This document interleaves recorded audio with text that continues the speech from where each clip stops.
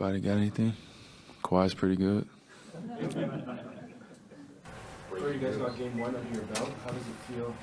It's good. You know, it's one step in our journey. Obviously, it's trying to get 4 here. So, came out, did what we had to do. I thought obviously Kawhi and Pascal were incredible, and we didn't play extremely well. You know, good enough to win. We'll take it. And so, come in today, look and see where we can be better, and try to go out and get game 2 as well. Right, seeing Pascal's growth as close as anybody around this franchise, sort of walk us through it, and have you possibly seen this coming? Yeah, I mean, yeah, I'm not trying to take anything away from the guy, trust me, but he works every day, every single day. I mean, this year with him playing 40-plus minutes a night, it's probably the first time I've seen him take days off in the 3 years that I've been here. So you're talking about a guy who's in the gym every day. He's here before practice, staying after practice. And he just works. He just works, and he's got an unbelievable motor and great energy, and just a love and a pure joy for the game. You can see that in the way that he plays. So, you know, he's been unbelievable, and he continues to get better each day, and he adds new stuff each day, and he's been getting better throughout the season. Obviously, the jump shot's coming along. He's shooting mid-range pull-ups now, so he's just so much that he's added to his offensive game to go along with the energy and the effort that he already plays with. So it's been a lot of fun to watch, and he's obviously a big part of what we do. What are some things you're looking to do better in game 2? I mean, not everything went well. What are some things you have to clean up? Yeah, we made a lot of defensive mistakes. I thought that we played pretty hard, but we made a lot of defensive mistakes. I thought we fouled a couple three-point shooters. I think they had 13 offensive rebounds. Our end of quarter execution wasn't great. We fumbled a 2-for-1 in the third quarter. So blew some coverages, and there's a lot of stuff that we can clean up, which is encouraging, obviously, to win. But we know that they'll be better, and you know, we'll have to be better to get game 2. But there's definitely a lot of things we can clean up. Where are you guys, do you think, in the evolution of just kind of the collective intelligence and knowing where everyone's going to be and where they're going to go? Because you're still figuring it out as you go. Right? Yeah, I think we've been pretty in sync. I thought as the series went on in Orlando, we got better by each game. So hopefully we continue to see that, you know, throughout this series. I thought we kind of, I don't want to say went through the motions last night, but just there was some lapses that you can't really have, and we were just bailed out by 2 guys having great offensive nights. So we got to keep stringing together stops and keep staying, you know, 5 guys together on the same page on the defensive end, and that'll carry us. So if we continue to guard like that, you know, we'll be fine. Does that familiarity come because there's fewer guys playing?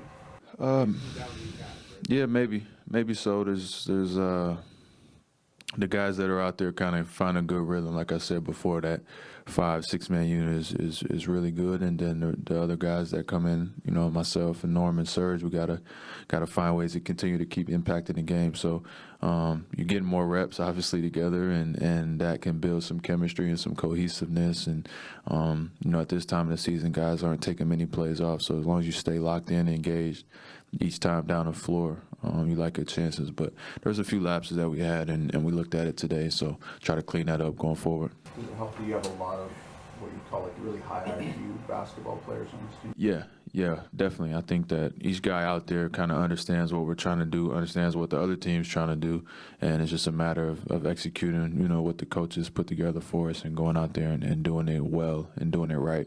So, you know, you got to make plays this time of year, and as long as you're in the right spot and you're where you're supposed to be, most times, you know, that'll take care of most of it for you.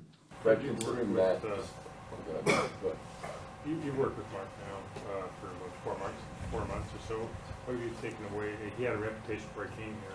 What have you kind of seen from your perspective now with him as a defender, and why? Yeah, I mean, we knew the offensive game, right? You knew the IQ, the shooting, the scoring. I thought when he was in Memphis, we always focused on him, you know, as the #1 option offensively, and he hasn't had to do that much here, which is good and bad. But you know, we'd like to see him be a little bit more aggressive. But I didn't realize how good of a one-on-one defender he was, and not going to talk him up too much because we still got a lot of basketball to play. I don't want to jinx him, but he's been really, really, really good one-on-one defensively. You saw last series against Vucevic, and he's got his hands full in this one. So he's been unbelievable, and he's kind of been that anchor down there for us, as well as Serge coming off the bench. Is he really vocal, like as a guard when you're in and he's behind? Does he help direct? Yeah, for sure. He's back there. He's seen it all. He's letting us know, and there's good communication both ways. You know, I talk to him, Kyle talks to him, and he talks to us and lets us know what he sees and what we see, and there's some good dialogue there in terms of what we need to do and where we can be better. And you know, there's not many times when you don't know what's going to happen on both sides, and that's always a good thing. Fred, you spent a fair amount of time on J.J. Redick last night in those transition lineups. How difficult are those two-man actions with Redick and Embiid to navigate? Yeah, it's tough. It's as tough as it gets. It's in terms of one of the better shooters, you know, this generation, and a guy who's hard to run around. Embiid is not a small man, and he's pretty physical. So they got a good action there. And most times when you get a shooter like that, the guy who's screening can't really score. So, you know, you kind of put more effort on the guy coming off. But if he throws it right back to Embiid, you got a whole nother problem. So it's been really tough to guard, and it's taken a lot. Obviously, it's going to take a lot of focus, and we have to really key in. I thought we did a good job for the most part. I thought J.J. got loose on some broken plays. He got a pin in, got a transition one. A couple guys fell down. He got one. So for the most part, we did a good job. We just got to continue to stay locked in on that matchup. In terms of Pascal and the shots he's taking and the different shots he's starting to take, how hard is that as an NBA player to start to expand your game outwards from different places on the floor, right? Like Kawhi gets the spots. Pascal just kind of finds new spots to be in somewhere. Yeah, I mean, your spots come from somewhere. So at one point, those spots weren't Kawhi spots. And over time, you build those up, and it really just takes a lot of guts to say, okay, I don't really care what anybody says is going to be my shot now. And you make it, nobody says anything, right? So Pascal is doing that a little bit. He's taking some step backs and some pull-ups and some, you know, thought he hit a jab three in the last series, which we haven't seen before. So the kid he works on everything. He works on all of those shots. There's nothing that he's just out there trying to do randomly. He works on his game, and over time he's going to continue to make them. And it's not really much you can do about it. So he kind of dictates his own destiny in terms of what he can be as an offensive player. Does it surprise you that he's just trying out new stuff like at this stage, rather than regular season, he's doing it during the playoffs? No. You got it going like that. You're just out there. He's just seeing the rim, and it's keep getting bigger and bigger. Like I said, it takes a lot of guts, but that comes from putting in the work, and that's where the confidence comes from. So sky's the limit for him, obviously, and we just got to keep continuing to get him in good spots and keep feeding him the ball. I mean, I was pissed at myself yesterday for, you know, not playing as well as I thought I could play, but I mean, I was just enjoying the show for most of it. Like, I didn't want to mess it up. I was just throwing those two guys the ball and watching. I haven't seen many games like that.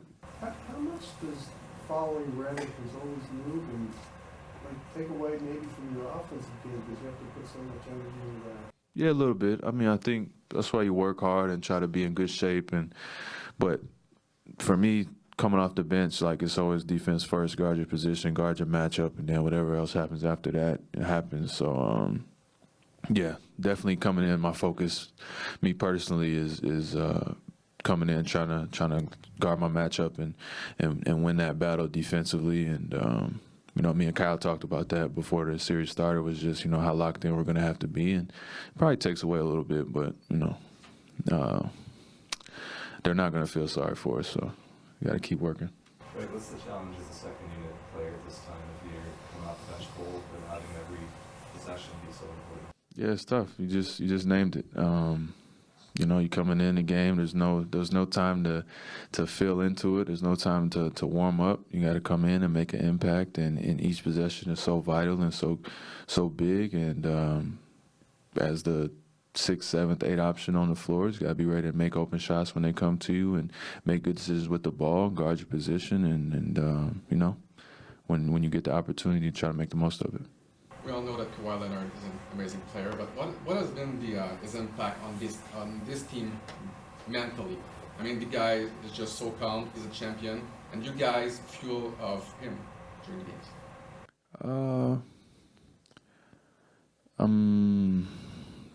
I don't really know how to answer that question, to be honest. I don't know if he has a mental effect. I think he's one of the best players in the league, and guys feed off of that, and he bails us out a lot. But we're all locked in pretty much together, and he's a team guy, and that's the best part about it. So this time of year, all we're worried about is wins and losses, and having a guy like that probably gives you a better chance to win, and we understand that. And just having him as a bailout, sometimes you can just throw him the ball, let him get a bucket. It'll calm things down sometimes.